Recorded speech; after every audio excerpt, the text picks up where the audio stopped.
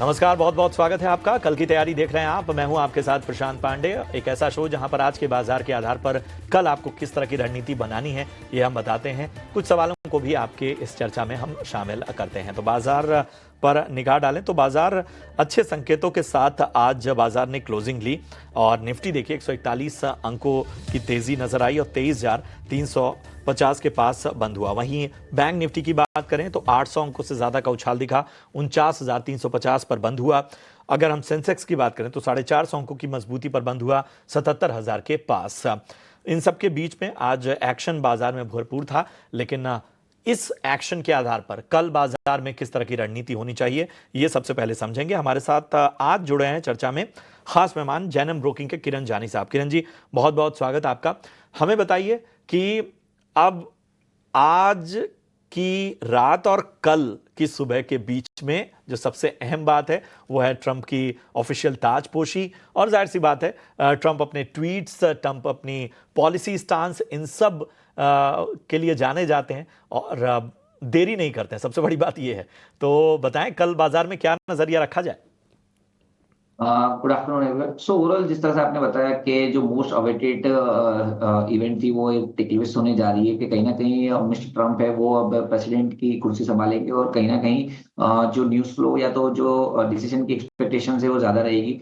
अब उसके ऊपर तो हम कोई कमेंट नहीं कर सकते कि वो किस डिसीजन किस प्रकार से कब लेंगे, लेकिन जिस तरह से मार्केट का सेटअप है, जो भी फ्राइडे की गिरावट आई थी कहीं ना कहीं उसके पीछे कोई रीजनिंग नहीं था। जो क्वार्टरली रिजल्ट्स आ रहे थे उसके हिसाब से आप देखोगे तो इन्फोसिस के रिजल्ट खराब थे, एक्सिस के रिजल्ट खराब थे, उसके चलते मार्केट में एक करेक्शन आया था। अदरवाइज हमारा मार्केट एक ओवरसोल्ड टेरिटरी के अंदर है, वहां से एक धीरे धीरे न्यूट्रल जोन की तरफ मुड़ रहा है। इंट्राडे चार्ट्स के ऊपर आप देखोगे तो falling veg, multiple falling veg breakout हमें देखने को मिले हैं। और अगर आपने लास्ट वीक में एक चीज नोटिस की होगी तो ब्रॉडर इंडाइसेस डेफिनेटली एक नेगेटिव ट्रेंड में ट्रेड करते थे, लेकिन मार्केट ब्रेथ काफी अच्छी थी जो हमने फ्राइडे को भी नोटिस की थी। निफ्टी 500 का आप चार्ट देखोगे तो काफी सुधरा हुआ चार्ट है कंपेयरिंग टू द निफ्टी या बैंक निफ्टी।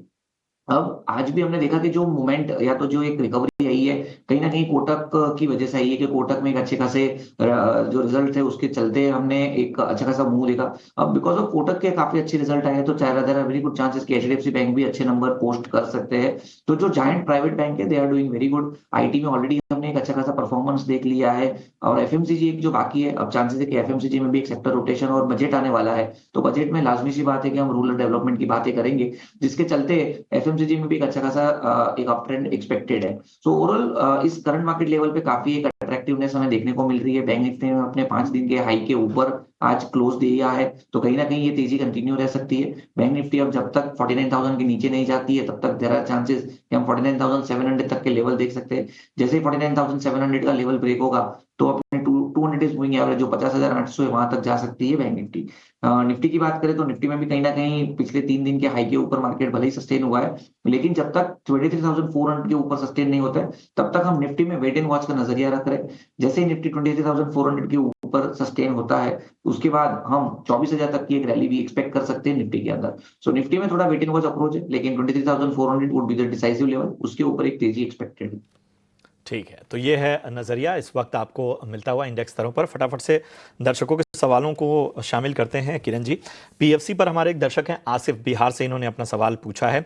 477 की इनकी बाइंग है, ऊपरी स्तरों की बाइंग है, 6 महीने का नज़रिया ये लेकर चल रहे हैं। पीएफसी में पिछले 5 ट्रेडिंग सेशन में लगभग 8% की हमने अच्छी तेज़ी देखी है। तो क्या ये तेज़ी आगे जारी रह सकती है और क्या 477 या उसके ऊपर के लेवल के लिए 6 महीने ठीक है? सो पीएफसी की अगर हम बात करें तो एक स्ट्रॉन्ग सपोर्ट हमें देखने को मिला था, वो 440 430 की क्लस्टर के जोन का था। अब कहीं ना कहीं वो लेवल ब्रेक करने के बाद एक शार्प डिप हमने देखा है 380 तक का, वहां से जो रिकवरी आई है कहीं ना कहीं वो रिकवरी सस्टेन होगी 440 के ऊपर तो डेफिनेटली आप 470 480 तक के लेवल देख सकते हैं। आज हमने देखा कि 20 दिन की मूविंग एवरेज का रेजिस्टेंस था, साथ ही साथ 440 का जो उसका सप्लाई जोन था वो भी एक एज अ रेजिस्टेंस काम कर रहा था।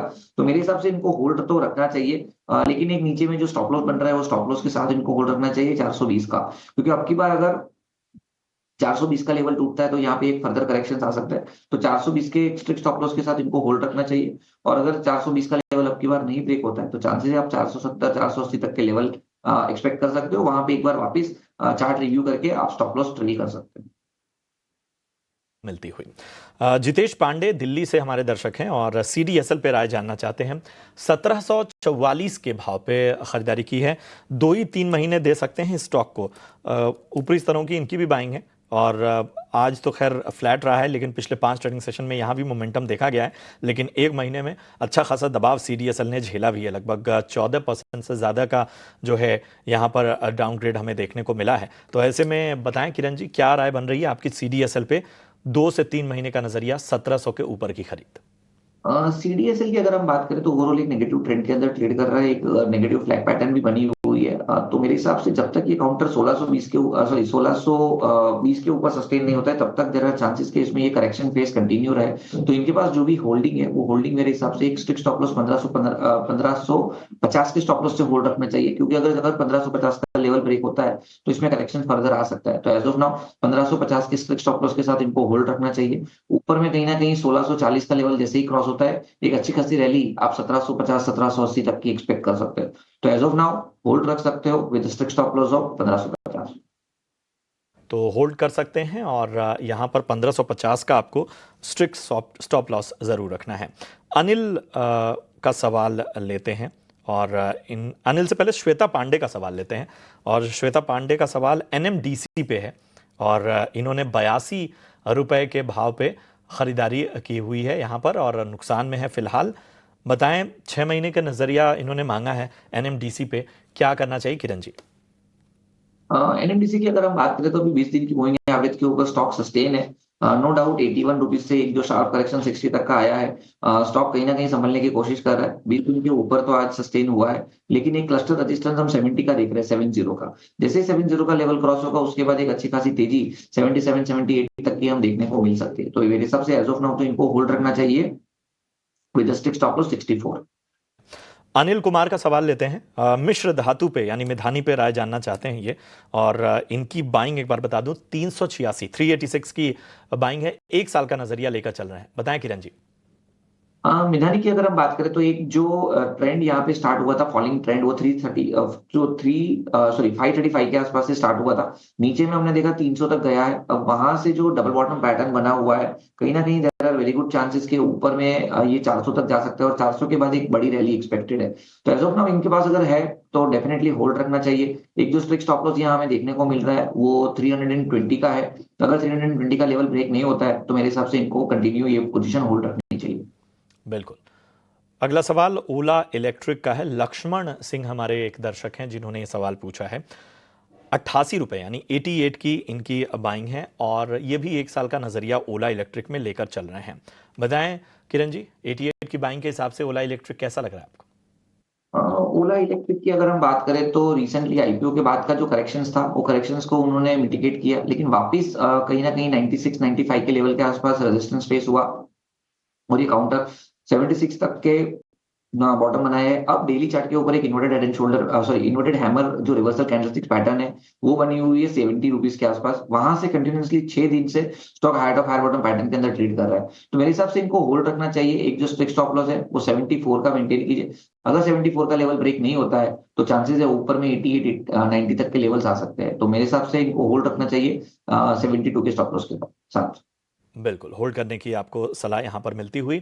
हमारे एक दर्शक हैं अल्पेश पटेल और इन्होंने कैनरा बैंक और बीईएल इन दोनों स्टॉक पर राय जाननी चाहिए। कैनरा बैंक 125 के भाव पे इन्होंने लिया हुआ है किरण जी, और बीईएल 325 के रेट पे इन्होंने लिया हुआ है। पूछ रहे हैं कि क्या नजरिया बन रहा है इन दोनों पे?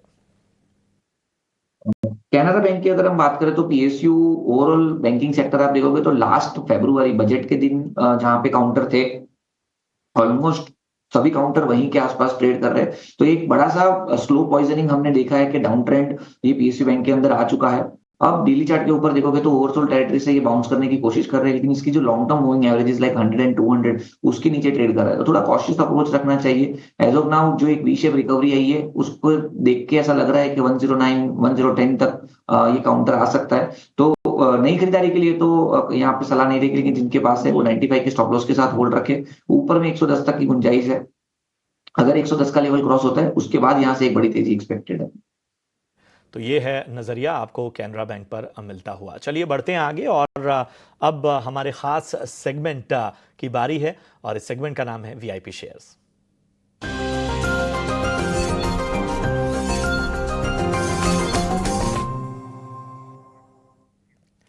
बताएं Kiran ji, value investment pick का वीआईपी पिक के तौर पर आज कौन सा स्टॉक आपके रडार पे है?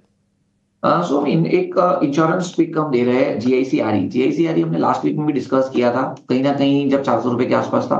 उसके बाद हम देख रहे हैं कि लगातार ये counter height of higher bottom pattern के अंदर ट्रेड कर रहा है और आज भी अच्छी खासी एक बुलिश कैंडलस्टिक पैटर्न के साथ ट्रेड कर रहा है।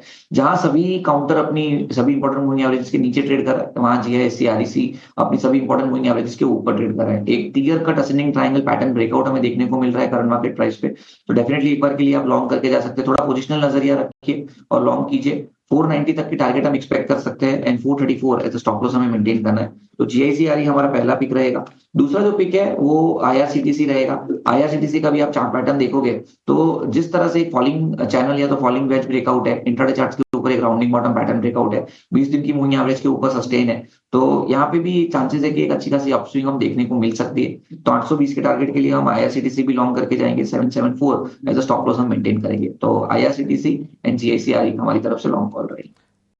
आईआरसीटीसी 820 के लक्ष्य के लिए और जीआईसीआरई भी खरीदारी की राय किरण जी की राय में, और यहाँ पर लेवल जो हैं वो 490 के हैं।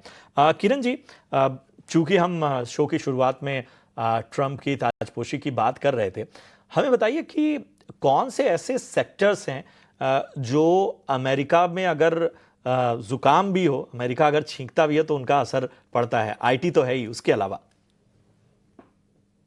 तो कहीं ना कहीं ऑटो सेक्टर या तो ऑटो एंसिलरीज के ऊपर ध्यान रख सकते हैं, जहां पे माइक्रोचिप की बात हम सुनने में आ रही थी। दूसरा एक डिफेंस के सेक्टर्स है जहां पे हमें ध्यान रखना चाहिए, क्योंकि रिसेंटली हमने देखा था कि कहीं कहीं बाहर से भी डिफेंस के ऑर्डर हमें देखने को मिल रहे थे। And last and not the least white, जो हम बोल रहे हैं कि वाइट लेवल गुड्स यानी कि मोबाइल फोन्स हो गए या तो इम्पोर्टेड कार्स, महंगी कार, लग्जरियस कार हो गई, जिसके चलते हम देख रहे हैं कि डिक्सन के ऊपर काफी एक अच्छा खासा इम्पैक्ट आ सकता है। तो ये सब काउंटर डेफिनेटली हम ध्यान रख सकते हैं। तो वापिस हम रिपीट करें तो जो कंज्यूमर ड्यूरेबल गुड्स है जिसमें हम व्हाइट गुड्स बोलते हैं, तो व्हाइट गुड्स रिलेटेड कंपनीज हो गई, आईटीज जैसे आपने बताया, साथ ही साथ ऑटो एंसिलरीज की कंपनी के ऊपर हमें आज ध्यान रखना रहेगा। तो ये जरिया, चूंकि आफ्टर मार्केट ये इकलौता शो होता है जिसमें हम बाजार पर बात करते हैं, और कल एक इतना अहम आज रात जो है वो है, और जब ट्रम्प की ताजपोशी होगी तो आपको किन किन सेक्टर्स और बाजार में क्या रणनीति लेकर चलनी चाहिए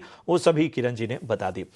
शुक्रिया करेंगे किरण जी आपका इस चर्चा में शामिल होने के लिए, और जाने से पहले अपना डिस्क्लोजर जरा देते जाएं। तो जो भी स्टॉक और स्ट्रेटेजी हमने डिस्कस की उसमें मेरी और मेरी फैमिली का कोई भी होल्डिंग नहीं, डेफिनेटली हमारे क्लाइंट या तो एसोसिएट का हो सकता है। तो व्यूअर्स खास करके अपने जो भी फाइनेंशियल कंसल्टेंट है उनके कंसल्ट के बाद ही इन्वेस्टमेंट या तो ट्रेडिंग करें। Thank you for inviting us. क्या किरण जी आपका, और चलिए बढ़ते हैं आगे, और अब आपके लिए लेकर आते हैं कि आखिर कल किन इवेंट्स पर, अहम जो इवेंट्स हैं उन पर आपको नजर रखनी चाहिए। हमारी सहयोगी रक्षा रावत पूरी जानकारी लेकर मौजूद हैं। जी रक्षा, बताएं कल के इंपॉर्टेंट ट्रिगर्स क्या क्या हैं? जी, तो देख लेते हैं कि कल के लिए कौन से मार्केट के बड़े इवेंट्स हैं जिसमें आपको अपनी नज़र बनाकर रखनी है। सबसे पहले बात करेंगे ग्लोबल मार्केट्स की, तो यहाँ पर यूके का अनएम्प्लॉयमेंट डेटा और जॉबलेस क्लेम डेटा आने वाला है। भारतीय बाजारों की बात करें तो यहाँ पर हेवेल्स इंडिया जो है वो एक्स डिविडेंड के लिए ट्रेड करने वाली है। बात करेंगे Q3 के रिजल्ट्स की, तो कल निफ्टी में कोई भी कंपनी अपने नतीजे जो है वो जारी नहीं करेगी। अदर कंपनीज की बात की जाए तो यहाँ पर KEI industries, ICICI Pru, Cyient DLM और Jana small finance bank, century textile, India mart, Tata tech, Dalmia Bharat, PNB housing, UCO bank और इंडिया सीमेंट जैसी कंपनियां अपनी तीसरी तिमाही के नतीजे जारी करने वाली है। तो ये थे कुछ इंपॉर्टेंट क्यूज जिसमें आपको कल अपनी नज़र बनाकर रखनी है। शुक्रिया करेंगे रक्षा आपका इस अहम जानकारी के लिए, और इसी के साथ कल की तैयारी शो में इतना ही। दीजिए इजाजत, लेकिन आप देखते रहिए ET नाउ स्वदेश। नमस्कार।